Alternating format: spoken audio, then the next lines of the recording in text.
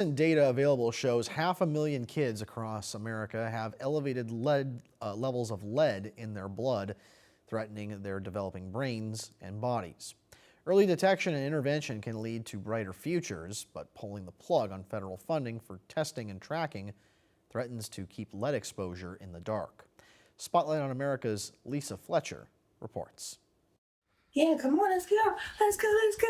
Rudy Callahan is a happy, active toddler with no idea he's being actively watched and tracked because he was poisoned by an invisible threat. We're constantly monitoring and looking for signs of lead poisoning. The reason Rudy's family found out they were among hundreds whose kids were exposed to the same source of concentrated high levels of lead was because of a national surveillance system. Vital information funded from the National Center for Environmental Health, or NCEH, an agency set to be eliminated in the new White House budget. What would that mean to kids if that happened? I mean, it would be horrible. It would be awful. It's definitely going to negatively impact child health in the United States. Dr. Monica Mehta detected lead in Rudy's blood during a routine test, the likes of which are often funded by those federal dollars from NCEH. The White House says its work is duplicative or simply unnecessary. It is very necessary. Making sure that we are testing children is part of keeping them healthy. The testing and tracking NCEH funds support enabled investigators to connect lead poisoning cases nationwide, including Rudy Callahan, to cinnamon applesauce loaded with lead.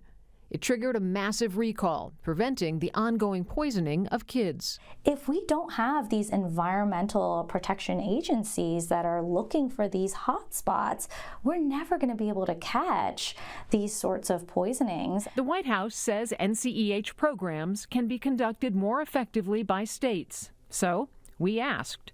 We contacted every state health department in the country. Nearly half of states that responded said cutting federal funds will harm their ability to protect kids from lead, noting the funds are crucial and critical, and losing them would be detrimental to the health of children.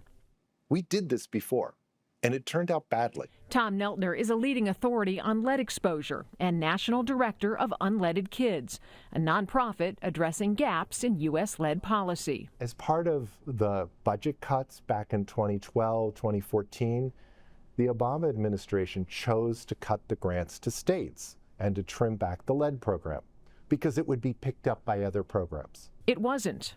In 2014, the city of Flint, Michigan switched its source of drinking water from Detroit's system to the contaminated Flint River, exposing more than 10,000 children to dangerous levels of lead. Neltner says federal funding cuts 2 years earlier eliminated the jobs of those who would have tracked and noticed rising lead levels in kids' test results, slowing the response to the Flint crisis. We went blind to Flint because we didn't have the state-level people that were watching for the problems. So we've seen this story before. We know how it plays out, and it's a bad story for children's health. For Spotlight on America, I'm Lisa Fletcher.